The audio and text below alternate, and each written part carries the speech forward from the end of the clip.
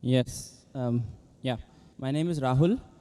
I am a telecoms engineer working in Dubai since 2002. I want to ask a few questions. Coming from my background, I think religion is something that following that, you're safe from having problems in your life. Yeah. My first question is, I recently read a report by a doctor saying that because of marriages in first cousins in Islam, it leads to a higher probability of the fetuses being born as handicaps. Yeah, it increases the probability of the babies born without hands or without legs. So if it was something that could potentially cause harm, it should not have been allowed in Islam. Brother, there are two questions. The first question that is talking about consanguineous marriages. Consanguineous marriages means marriage between close relatives. In English, it's called as consanguineous marriages. And in consanguineous marriages, medical science tells us today, there are high chances of genetic problems. And I do agree with the brother. So why does Islam permit that? Yes. It's clearly mentioned in the Quran in Surah Nisa, chapter number 4, verse number 22 to 24, the woman who you can marry and the woman who cannot marry is mentioned there.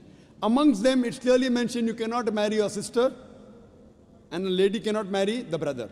It's mentioned. Neither the father, neither the mother. You cannot marry the brother of your father, the ladies, and you cannot marry the sister of your father. That means the important close relatives are mentioned in the Quran.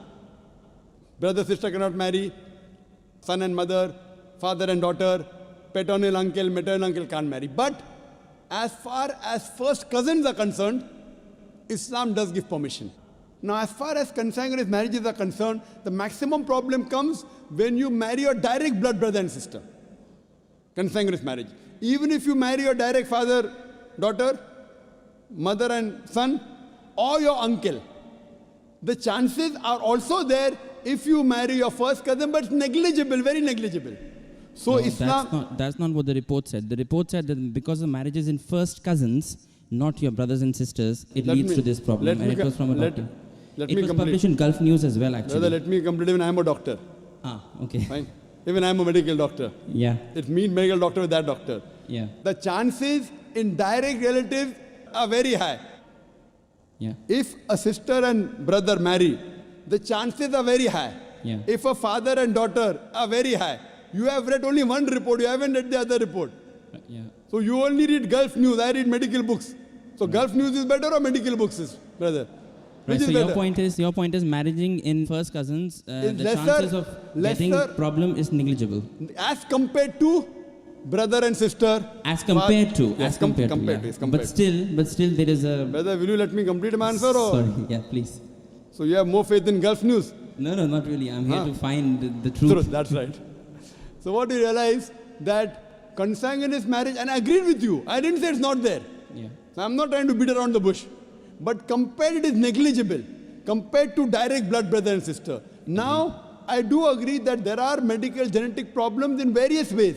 But this report is there when you have continuously generation after generation. According to Dr. Ahmad Sakari says, the Prophet said, do not marry first cousins generation after generation. If you do it once or twice, it is no problem. Yet, even if you marry not cousins also, you can get a problem. Do you know that? Yeah, that. So that doesn't mean that you stop marriage only. Right, so there is a hadith which says that do not do it generation after generation. Yes, but otherwise, generally there's no problem.